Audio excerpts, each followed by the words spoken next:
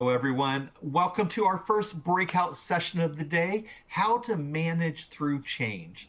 My name's John Monroe, and I'm the Director of Content here at GovLoop. And for this session, I'm also your moderator. Thanks so much for being here. So let's get to it. Love it or hate it, change is hard. It can create a lot of uncertainty, a lot of anxiety, but our ability to deal with change effectively can be critical to our success on the job and to our peace of mind, in life. So in this session, our experts will share their practical ideas for how to navigate change and how to help others navigate change as well. But before we get to that, I do have a few reminders I need to go over. So these will sound familiar if you're here for the keynote, but I want to make sure we cover them all. So first, if you're on X, formerly known as Twitter, we'd love to hear what you're learning. Please use the hashtag NextGenGov to share your takeaways.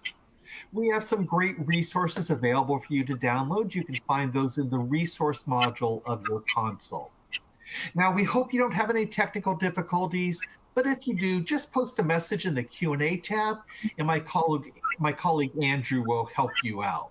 And in that same portal, it's a Q&A portal, so you can submit questions to our speakers. And feel free to drop them into the portal at any time during the session, and I'll try to keep an eye on that and bring up those questions as we go along. We also have an open chat available for you today. This is where you can interact with other attendees, so please don't be shy.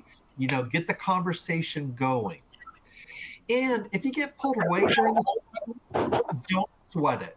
Tomorrow, we're going to email you a link to the entire event so you can catch up on anything you missed. All right, now here's something I'm sure you want to know about, and that is we are giving out 1 CPE credit for your participation today in this session. But to get that CPE credit, there's 3 things you need to do. First, stay and participate for the entire session. That's an easy one, right? Second, take all the polls. And I got to tell you, the polls are easy. Each time the question will be shown in the slide window, just select your response, click submit, easy peasy. And third, fill out the post-event CPE evaluation. You can find this evaluation form in the resource module of the console here, or you can find it in the resource center in the main environment. All CPEs will be emailed directly to you once we've confirmed you've met all those requirements. All right, got those housekeeping items covered. So with that out of the way, let me introduce you to our experts. Joining us today are Cardell Johnson and Guy Cavallo. Cardell is the Senior Executive on the National Resource and Environment Team at the U.S. Government Accountability Office, and Guy is the CIO for the U.S. Office of Personnel Management. So we got 2 heavy hitters with us today. Thank you both for being here, and let's get started. All right, Cardell, we know change can be really hard to deal with. What's your advice for ways to embrace change? Yeah, good morning, and thank you for that question. I'm super happy to be here. So change is very important. Change is something that is always occurring, and it's just difficult to, I think, work through on many different levels. And so I always think I've got a couple strategies here that I would share, but I think the first thing that we have to remember about change is we got to keep in mind that it's hard and that it's emotional. And so I always tell people, when you start with change, you got to acknowledge your feelings and how you feel about the change. You're not going to be able to work through a change until you sort of acknowledge what those feelings are and why you feel that way. And I know that's really difficult because, we work in these organizations, right? And everyone's like, the mission, get the business done. We got to get results. And those are important. And of course, you're going to get results, but you'll get results a lot quicker, right? If we sort of think through those aspects that really, keep us from progressing with change. And we know the common thing with that is our emotions and how we feel about that change. So I think acknowledging whether or not do you fear the change, are you feeling uncertainty, is it anxiety, and why that is going to be so important because you've got to communicate that so that people understand that and they can say, oh, well, we didn't consider that. Or, that's a perspective that we might need to think through in order to make this change go a lot smoother. So I think, in my experience, when we try to just not acknowledge the emotions that come with that and just treat this as a standard, like this is a business, this is a place of work, emotions don't belong here, that's where I see change go really well. And then the other thing that I would say here is, change can be mammoth, right? And we look at something and we're just like, we look at it and it seems like a mountain or an ocean. And you're like, how am I ever going to climb that? How am I ever going to cross that? And I'm just like, let's break it up into steps, think about, put it into small chunks. And I found that when you do that, right, it seems a lot more manageable to get through. Don't try to speed through it. It's okay if you get far and you're like, wait, we're about to hit a stumbling block.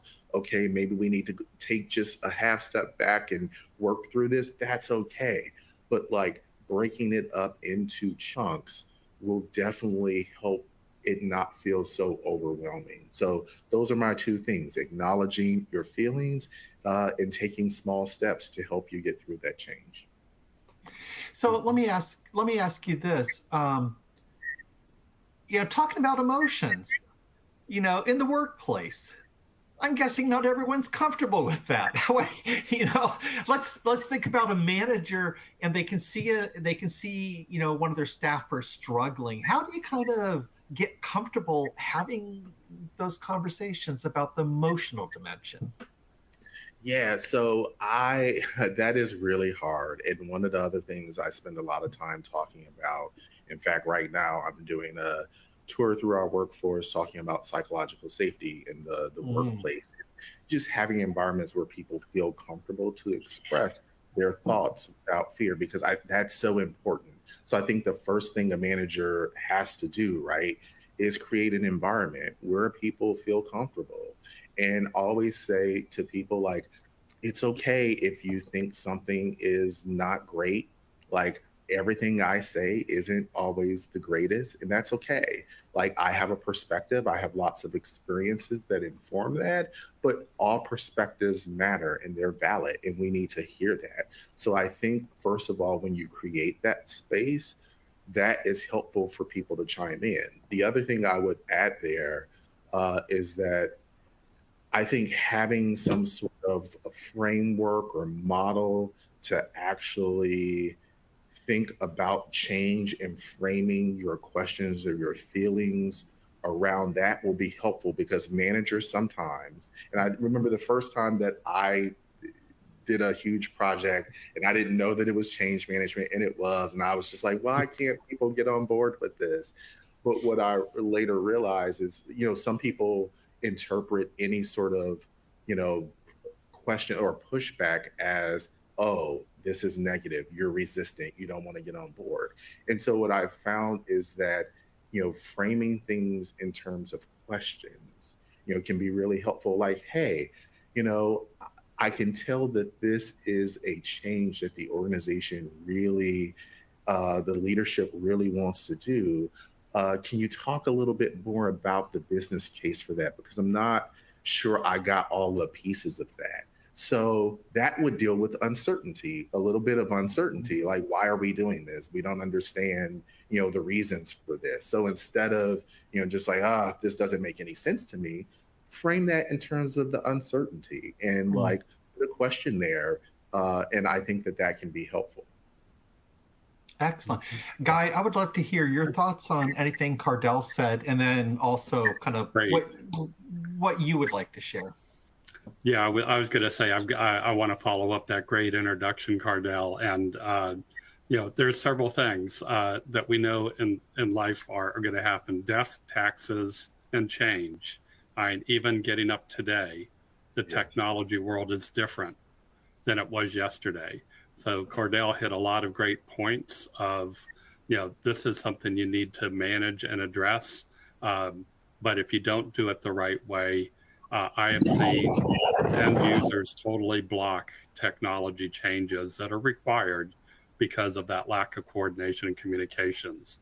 For those in the audience that are old enough, back about 20 years ago, whether you were doing agile development or waterfall development, there was a period of time where IT departments would have developers build code and test it. And then when they're ready to release it to the customer, they'd go, we should have cybersecurity make sure that this is secure. And they'd throw it over the fence to cybersecurity at the last minute. And then, there were always problems from that. So what we've done, and hopefully all of our agencies and attendees are doing this, you've now integrated cyber into the development team. So they're not an afterthought, they're part of it the whole time. The reason I'm telling that story is that you need to do the same thing with change management.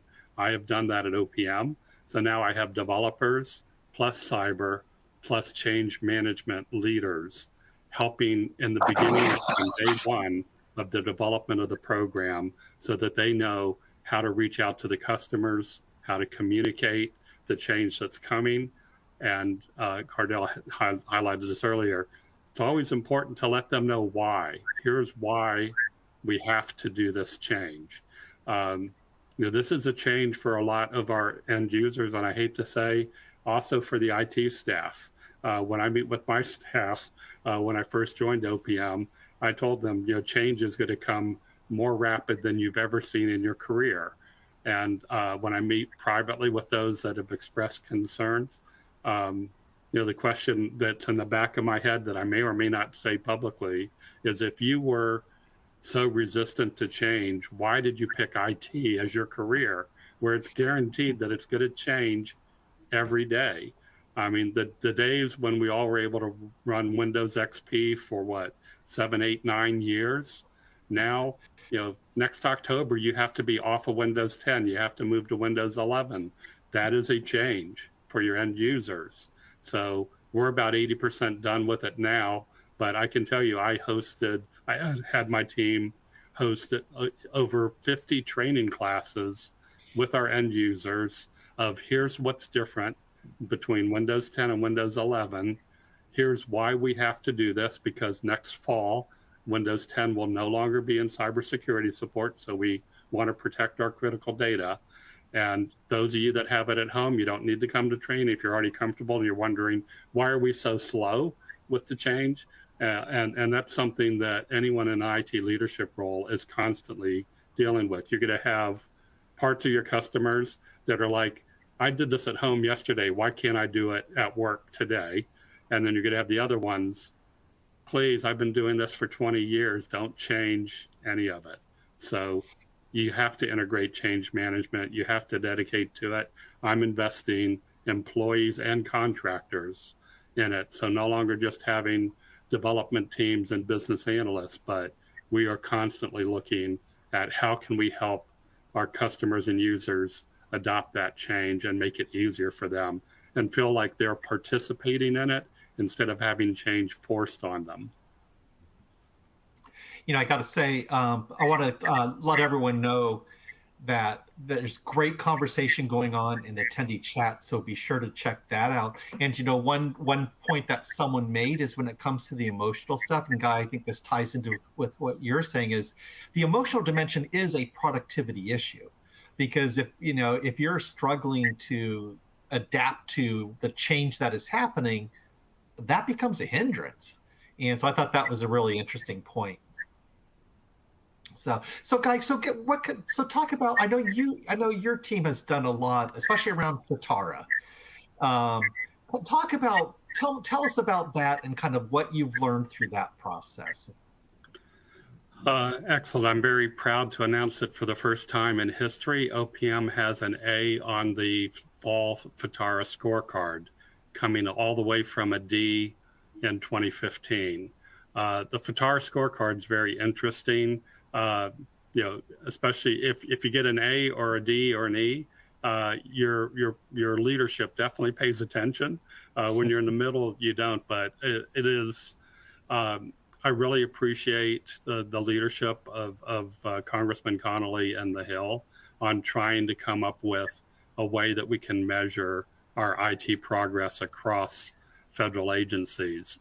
Now, the other difficult part of this is that they can only use publicly shared information. So one of the FITARA scores that is always difficult to explain is your cybersecurity status. And the last thing we're going to do is have each agency say, hey, we have some really bad weaknesses here. So they can only go with publicly available data. And the other thing that's happened with FITARA scorecard is that it's changed over time. This isn't like your children's scorecard where it's the same measurement every time. As technology changes, and this has been the hard part for me, as soon as I get an A in a category, a lot of times the FITARA leadership decides, well, agencies have pretty much taken care of that. Let's take that one away and add this harder category. And so even without doing anything wrong, your score can drop because each scorecard can have totally different scores. The one that really irked me is I'm known as a cloud champion, and OPM is the third federal agency I've led to the cloud. So they introduced a new score for cloud in the previous scorecard. And as I'm waiting to get it unveiled, I'm going, okay, we're an A. They put the scorecard up and I'm an F, and OPM is an F. And I'm like, how could this happen? Well, when we looked at the measurement was really on the procurement side, even though it was listed as a cloud measure, it was, does your cloud provider have service level agreements? Well, I can tell you every cloud that we're in, and we're in a bunch of them, we have service levels agreements with all of them, but they asked the procurement people, do you have this? And they said no. So I quickly turned that around in the second scorecard, and we went from an F to an A just by following the paperwork. But I'm really most proud of how we've moved OPM to the cloud. And talk about change management. That's what I was going to say. That must have been a huge thing. Yeah. So how did you make that happen without people losing their minds? So I knew I had to address change at multiple fronts. I had to address it with my own CIO team, and I had to address it with the leadership of the agency, and then I also had to address it with our business users. So for my own team, what I learned in the first 2 times that I've gone through and led agencies to the cloud, you don't need an army. I was able to start the cloud migration with 3 people. And that's something that when I do get to talk about how do you move to the cloud quickly, in 90 days, we're able to launch the cloud effort with just 3 people. If you have more, that's great. But going from that, I had 2 data centers that have a lot of my employees working in, and that's their full-time job. So I told them we could go to the cloud in a sprint in 2 years. I saw jaws drop on our all hands call. I said, no, we can do this. I've got training for you. I lined up training. I paid for cloud certifications. We started something called TGIF Fridays, which we made every manager dedicate at least 2 hours a week for training for our employees. And then we made unlimited cloud training available to them. I had to, I had several employees call me and say, Guy, you're eliminating my job. They were very blunt and said, do I have a future with this? And a lot of them had very physical server orientation jobs. And I explained to them why you're managing our storage on servers today. And it's a very important job.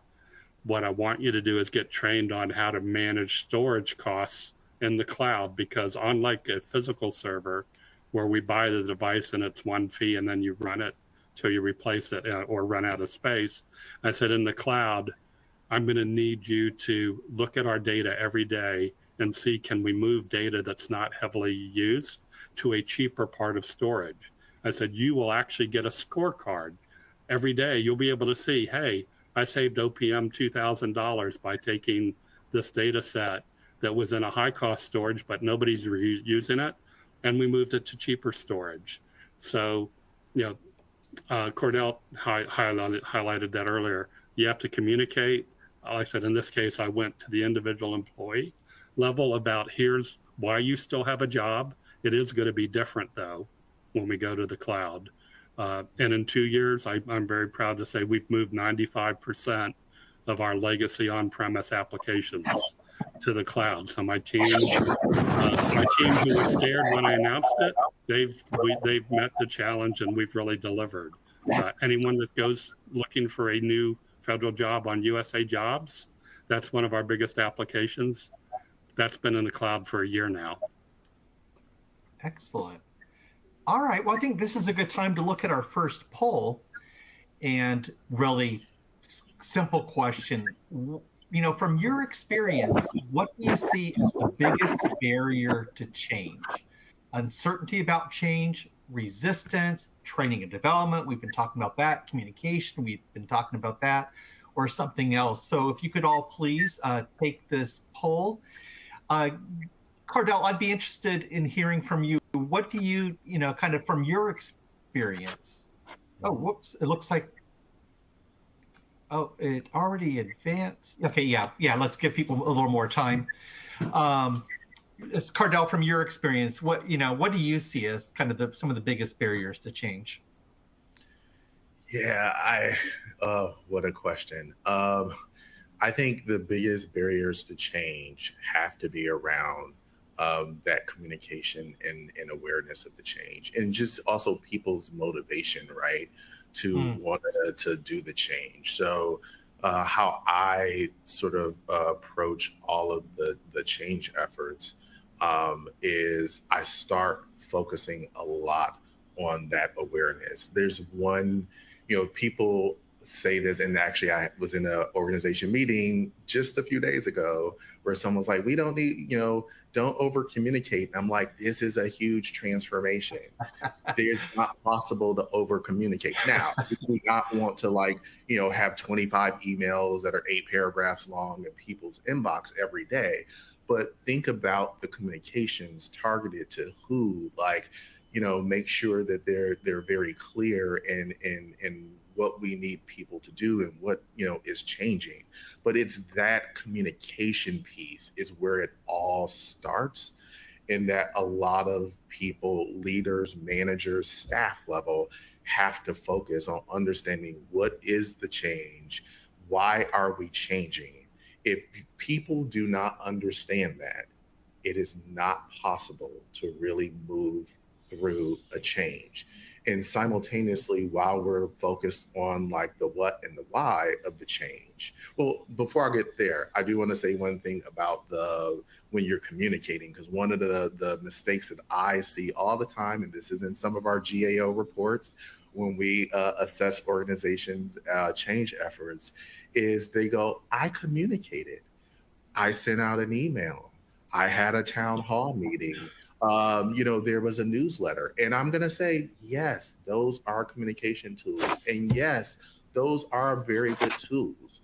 When you're undertaking change, you really want to have a mixture of different communication tools, right? So you want to, in particular, think about opportunities for two-way communication, because one of the important things that you want to happen is that people understand the message that you're trying to deliver, what the change is. And so when people say, yeah, we sent out emails, and I'm like, well, was there an opportunity for people to provide feedback on that? Yeah. And they go, oh, well, why is that necessary? And I always say, well, your perspective of how you see it from where you sit might be one thing, but someone else who's at the end of that, or not necessarily in, but on somewhere else in that sort of process or chain, their perspective is completely different from that. And so, they might take the same thing that you said in an email or a town hall. I'm like, I love when people mention town halls, because they're like, we had a town hall. And did you give people an opportunity to ask you a question on that? Even if I hope we can get past anonymous someday, but even anonymous questions. And they're like, no, we just gave out information. So that one way, right, doesn't always facilitate. Now, I'm not saying, because I don't want anyone to walk away thinking we can't do town halls, we can't do emails, we can't do newsletters. You can absolutely do those things, but you've got to vary it, and you just want folks to get to some understanding. And then the other thing that I'm going to say here is, right, while we're communicating, we also have to do work to really get at people. Like, what's the motivation of people? Like, talk about what's in it for them, right? Why they should do this change. I think as leaders and managers, we're just like, we see it from a business standpoint, something, whether it's employee viewpoint survey, whether it's, a Hill hearing that popped off and, people have to respond to things, or a new change or a change in legislation or something that's driving that. We know that, but other people don't know that, right? And so I think like really helping people to understand like that and their own motivation to engage in that change. I mean, 70% of change efforts are gonna fail if we don't communicate and we don't actually motivate people enough. You don't need to motivate people to where they're super excited, right? You just need to motivate them to the point where they do not actively resist the change. And I'll stop there for a minute. Yeah, that's excellent. And actually, looking at the poll results, so resistance to change is sort of the big one. So, which actually leads us to the next question. And I think, Cardell, you really, whoops, sorry, I'll go back to where we were. Cardell, I think you really set us up. And that is, so Guy, we'll start with you. How can you best prepare your team for change? So a change is coming, whether that's, okay, we're going to start, moving to the cloud or whatever it might be. How do you actually begin kind of laying the groundwork so that you kind of set yourself up for success? Yeah, so I think at the executive level, it's very, very important that you establish a vision, your strategic goals. And the one thing about the federal government, since everything is a 1-year period, you get a chance to do that and modify them every year. What I found lacking at OPM was our last IT strategic plan was written in 2014. Guess what? A lot of technology has changed since 2014. So one of the first things I did was make sure that we updated and had a new strategic plan. I engaged our customers with it. I got their feedback, and we came up with a set list of goals, and only made it for a 5-year period. I don't believe anybody can have a big enough crystal ball that can tell you what you're going to be doing technology-wise in year 9. So once we did that, it allowed me to communicate that to my team and say that, even if there's a turnover of executive leadership in the agency, this is our approved strategy. Keep going. This is where we need to be. So, and even when I do a monthly all hands meeting, I will every couple of months go back to our core strategic objectives and cover those again at the meeting and say, we've had new people join us since then. Just as a refresher, here are our top priorities. The things that you're working on should align to these top priorities, even with this election coming, where there's always a turnover in leadership, even if the incumbent party wins. You never know who's going to be there or not. It's like, this isn't a time for us to stop and wait. So I think at the leadership level, and Cardell said the same thing, communications is so important, letting people know, here's where we're going. It was me saying, we have a 2-year sprint to the cloud, which, by the way, we also have T-shirts made up for it that I see a number of my staff members proudly wearing because we did it. Giving them that strategic goal, even if I left, the goal was there, or if the director of the agency changed or any of that, we had that plan and that roadmap set in place. So I think that helps a lot of the resistance to change, and especially in our chart here, uncertain about the change. As a leader, we can really reduce that uncertainty about the change by clearly establishing that strategic direction, vision, and goals. Excellent. Cardell, I want to come back to you. I would like to hear your thoughts on how you can prepare your team for change. And then I'd like you to tackle a tough question, something from our community. A person asked, how is it different when the change is sort of coming from above, and it's like your particular team really didn't have any say in this, and you got to march along. So, Cardell, what are your thoughts? How do you prepare a team for change? Yeah, so I prepare my team for change by, first of all, I take some steps, and that my steps are I try to assess where they are uh, uh, with whatever it is that we're dealing with. So I try to say, what do they know about, this potential change that is coming up? What do I think their motivations are to want to get on board with this? And I think through things, would they understand what I'm asking them to do? And is that reinforced through anything, right? Mhm. So I kind of go through a quick assessment of those things. And some of that's based on what I know, right, of the people that I'm working with. And then sometimes I blanketly ask people, like, hey, we're considering, this potential change here. What do you think of it? Just your gut reaction to it. Okay, no matter what it is that you think about it, and they'll say things, and that gives me a little insight. And so I'll think about those, categories of my assessment. But that is so key because that helps me know where I need to do work to bring people along to prepare them for that change. So I, have had people say, "Oh yeah, I'll do whatever it is they want, to do. I just want, like, I want to be successful. So I want to make sure that we have, capacity and tools or training." And so I'm like, "Oh, I need to make sure that I address that, or that we're talking about that as we are rolling out information about this change. We got to include that because there are people thinking about that." So I think sometimes what I find is that, leaders and managers, we're like, "All right, change, got to get to it, got to get to that result," and we just dive in.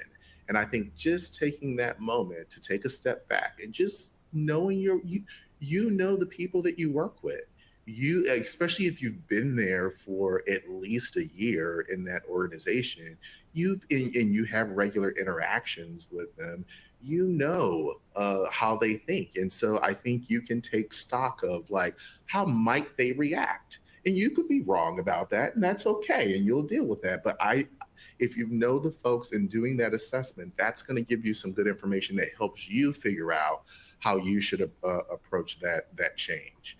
And then I think tackling the question here, uh, when the change is coming from the top level of the organization, that happens quite a bit. I'm going through that right now with people. And what I am really big on, my approach here is always centered on people. I'm really big on people leadership. My whole philosophy, I know you talk to leaders and they're going to say, talk about results. Yes, any leader, any manager out there, we are always results oriented. And I just so happen to believe that you cannot get results without people. So I take a very people centered approach to everything it is that I do. So when that's coming from the top, I am not afraid to engage people in the organization. I will sometimes tease out, like, hey, I want to get everyone together here because, we're considering a potential change to this. And I want to get, some initial reactions to this. And I know that we have a certain perspective. I have a certain perspective of this because of where I sit and why this needs to happen. However, I really do want to understand what this means to you. And I've done a number of one-on-one meetings. Yes, it's a lot. Yeah, I'm doing a dual SES role right now, and I have an average of 14 meetings a day. I know that it's painful to, like, have more meetings, But you know what's more painful is getting through, like trying to push through a change and a year later realizing that you're back at square one. So I try to take that time, and I don't think any leader should actually be, in a ivory tower where you can't ask questions. Of course, we have to be respectful, right?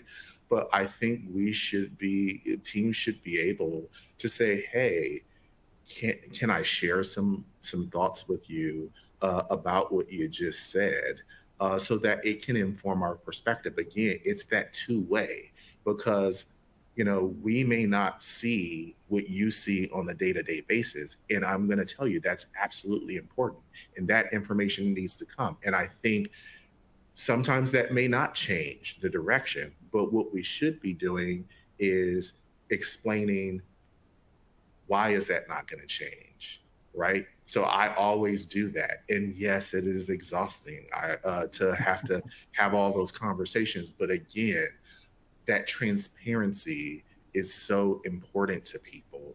And I think when you take the time to do that, and you can do it in small groups if it's too much, to have, 50 meetings or so. But I think just doing that is going to help move that change along a lot better. So I don't see this, it should be too different when it's coming from the top or whether it's starting at a different level. I think treating it differently is what sets us up to potentially fail. So I think the same principles of communicating, making sure we have the desire, but raising that up the chain to people. And here's the thing that you can do.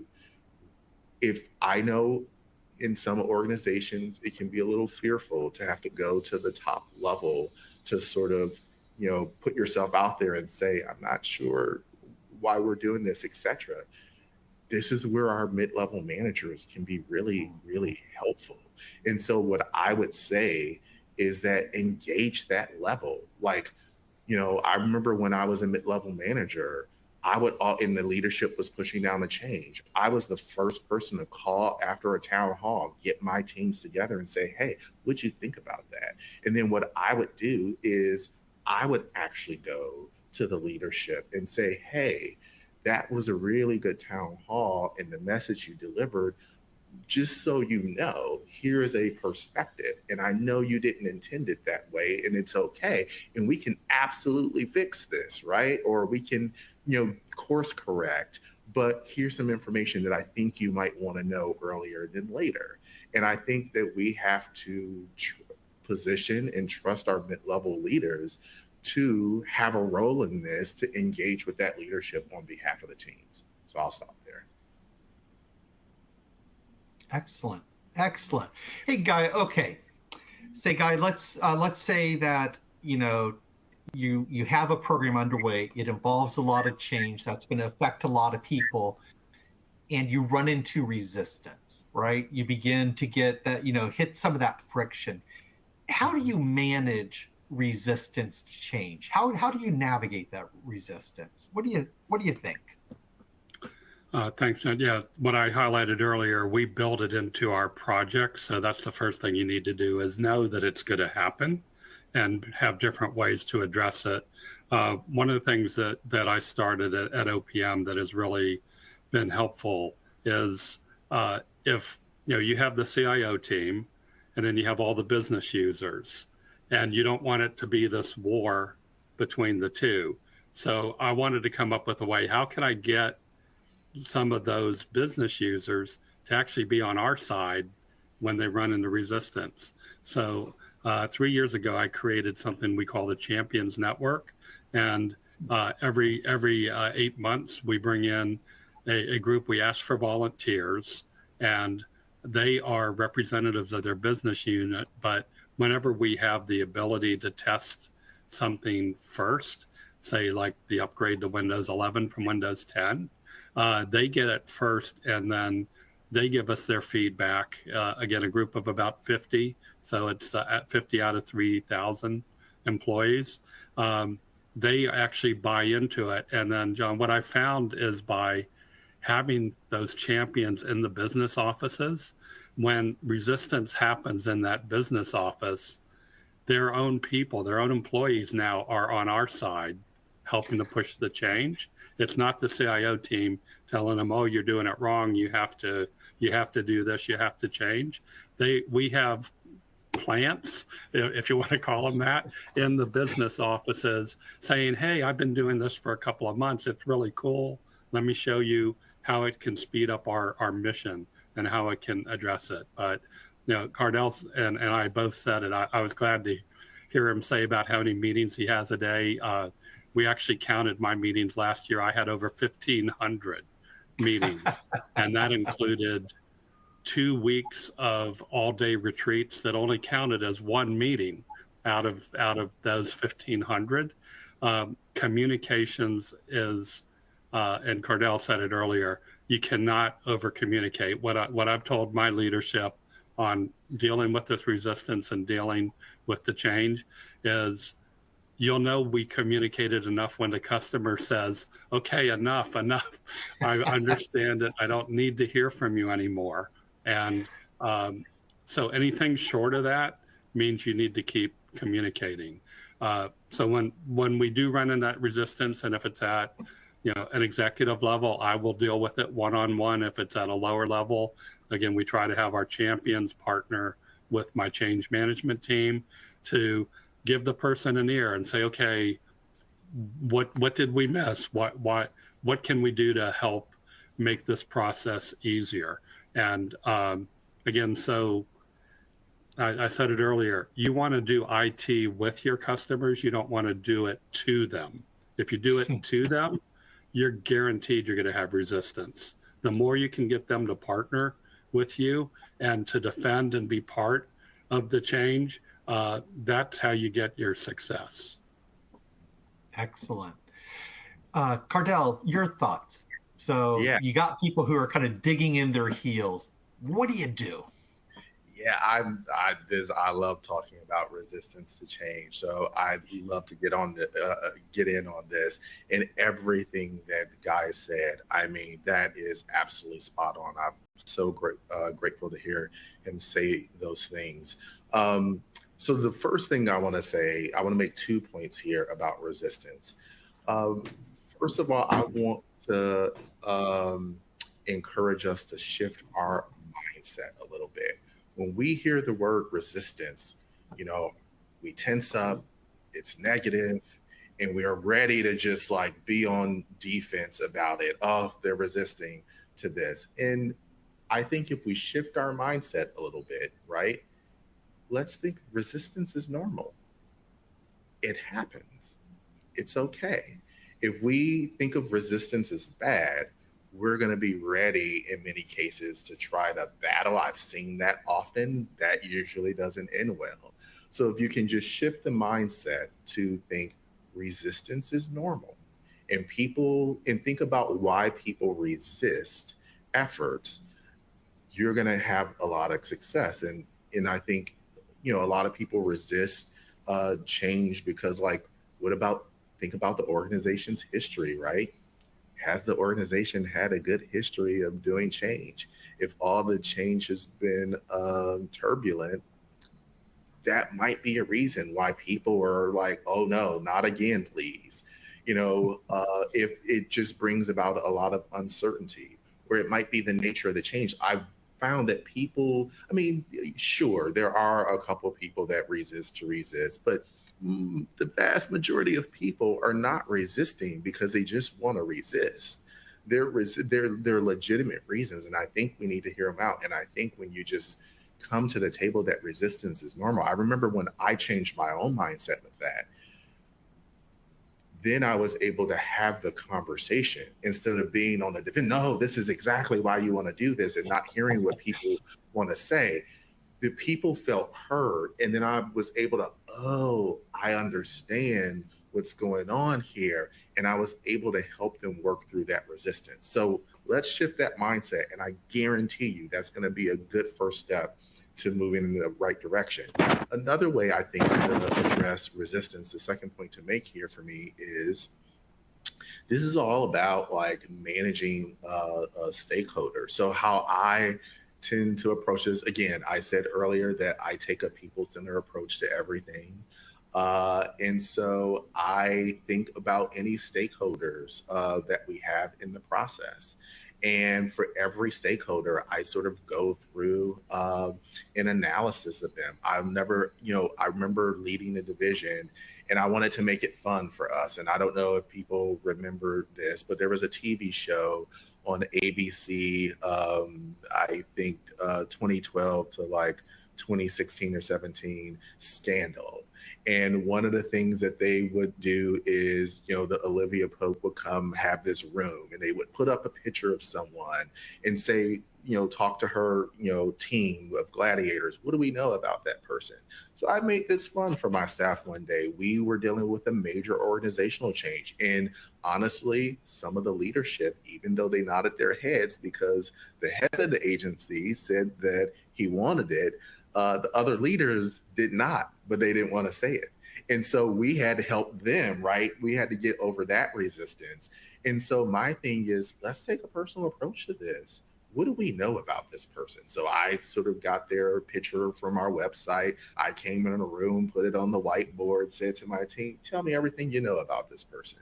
And so we went through this exercise, right? And it was, a little fun and everything, but then they got to exactly what I was hoping they would get to. Oh, well, this person is very influential and, they really think this. These are the things that they value. Aha. Is there anything that we can take there? Is there anything about what we're doing that would go against those values or support those values? Oh, we found something. Maybe how we have to frame that conversation when we're talking with them, let's frame it around their values here. And so when you do that stakeholder analysis, right, and thinking about who they are, what they value, what type of power they have in the organization. Do they have the power, like resource power, information power? Are they, an influencer? Maybe they don't officially sit in power, but we all have organizations where, there is someone who's just really a technical expert, who's really well respected, and someone in leadership sometimes will oftentimes like listen to what they have to say. You find these people, sometimes you partner with them to help with messages. And I think just working through that will help you also address a lot of resistance to change. And I'll end there. Yeah, no, that's great.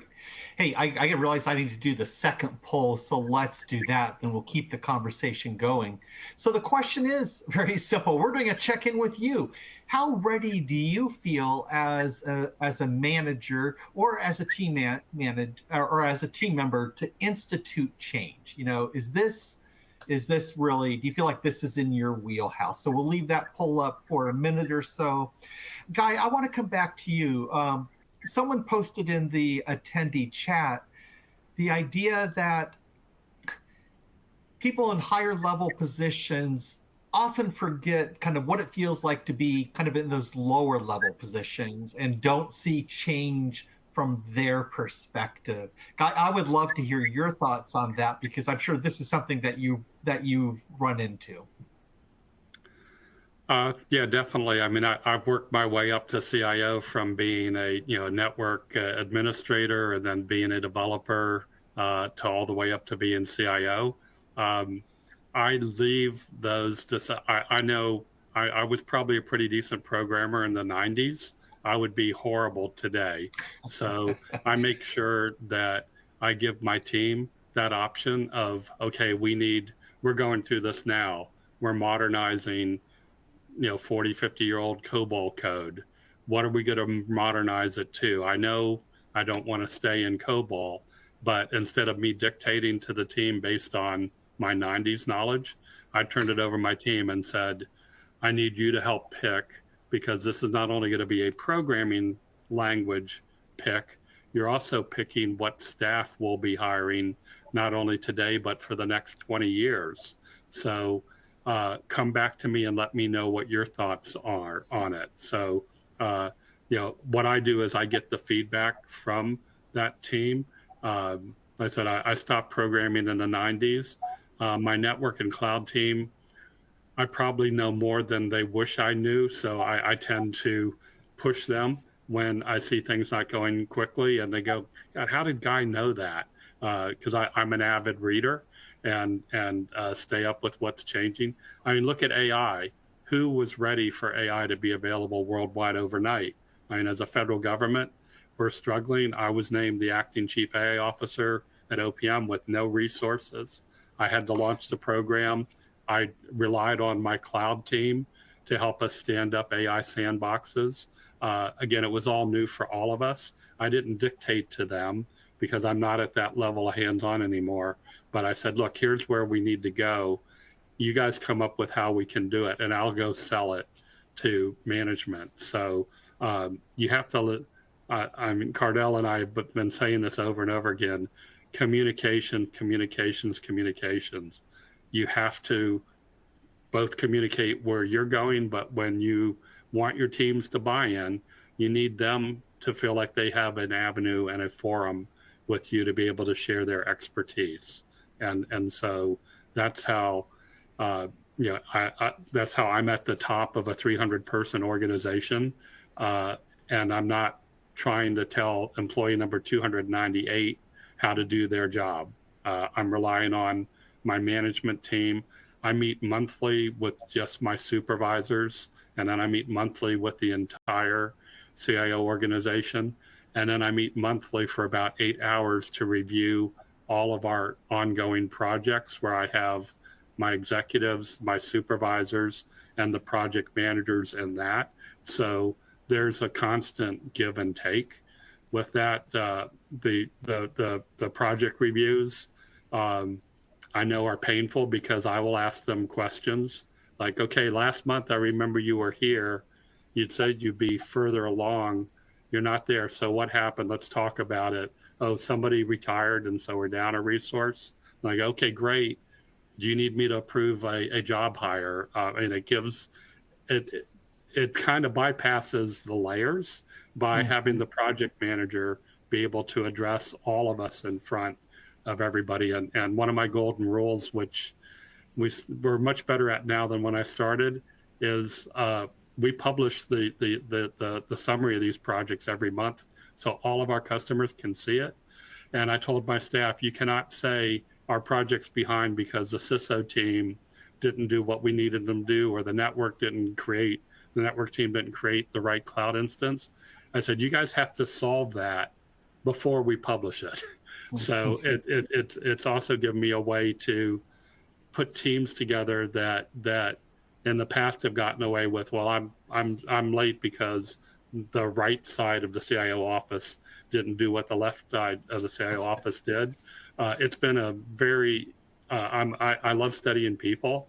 It's a long 8 hours, but I think initially people hated it, but now they really see the give and take and the interaction. And a real important part of this is, when you're working in one area of the CIO shop, normally you don't, especially in this hybrid world of work where we're not all in the office anymore, you have no idea what the other teams are doing. One of the benefits of doing this is it allows my entire team to go, oh, I didn't know we had a AI group that was working on this. I thought we'd have to start from scratch. So those are the ways that I communicate and get that message across, setting the vision and the direction, but leaving the experts to make their recommendations up to me. Excellent. All right, let's look at the poll results, and then I'm actually going to go to the next poll, because I want to use that poll to launch kind of a final discussion. So let's get these results first. So how ready do you feel? Okay, more than half feel ready to do it. So that's a good sign. All right, but let's go to the next poll. Do you anticipate more large scale changes in the coming year? So would love to hear what people think. So here's a question we have from the audience.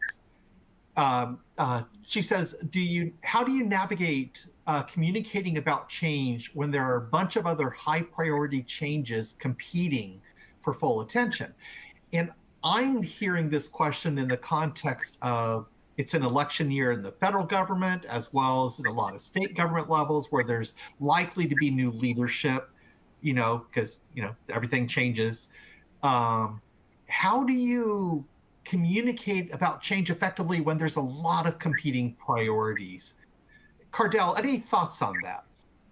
Yeah, I really do appreciate this question because this is every day. This comes up often, and so one of the things I think it comes down to prioritization and communication of that prioritization. So one of the things that we did at GAO is we had our change management folks really assess, like, first of all, we need a catalog. What are all the change efforts going on? What are the change efforts that are agency wide? But then we also know that every mission team in GAO, every operating unit in GAO are going through their own changes in addition to the agency wide things. So first of all, we really needed to catalog all of that because that hadn't been done before. And so we came in and did that, and we did some assessments, and we're like, ooh, where are we at every quarter looking at change saturation? And that actually helps. Like, there's a model that we send up to our executive committee at GAO, which is the 4 people that sort of run our organization. And they're able to look at that and say, oh, this is getting to be too much. So we might want to dial back on this. And it gives them a reason to tell folks, like, hey, we've got a couple other big things we really need to get through. We've heard people, you need this, or we were gonna roll this, but we put a pause because these things really need to prevail and we're close to having them done. And so I think doing that assessment of what change saturation is in the organization can be very helpful in not doing it once. I've seen it in organizations where they'll do that once, a one and done. No, that's something that has to be constant. Now, what's constant? We decide to do it quarterly. We thought that made sense.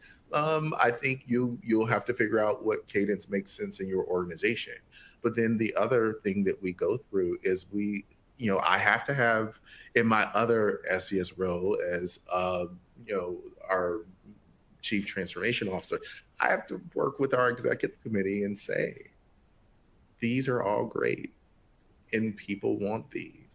And we cannot do all of them at the same time. So let's think about, right? So we have some criteria that we use about, when we are at capacity or lots going on. So we think about, what is going to, maximum impact? We think about the cost, and there are other factors. And so we go through that. And here's the deal. People would think, cost will drive it and that will shut anything down. Not all the time. Sometimes they're like, yep, that's going to be costly, but for these other reasons, we really need to do it. So it's not that some criteria raises to the top or some criteria always trumps other criteria. It really depends on what the goals for the organization are. So, but you have to have those conversations. What I've seen in agencies and organizations I've worked at prior to coming back to GAO is that those conversations are not had. Or maybe they are, and it's like once a year. But you can't, this is never a static thing where it's, all right, we talked about it at the beginning of the fiscal year and we're good. No, because the next month the president will announce an executive order, or Congress is about to have a hearing that's going to change, how an agency operates, and everything will be. So you've got to constantly do that assessment. So I'll turn it back to you, John. All right. Well, we are just about out of time. Guy, I want to give you a chance, though. Did you have anything you wanted to add on that? I was just going to highlight that another positive of that project review that I do is that it allows me to go back to either the political leadership of the agency or a program office that maybe we're working on 10 projects and they come up with a brand new idea. By having that all documented, we're able to sit down with them and have that communication. Is this project more important than the ones we're currently doing with you, so that we can we told you we'd finish this by November. If we take on your new project, that now is going to delay it until March. It allows us to have those communications. And like Cardell said, that direction can come from your leadership. It can come from Congress. It can come from OMB.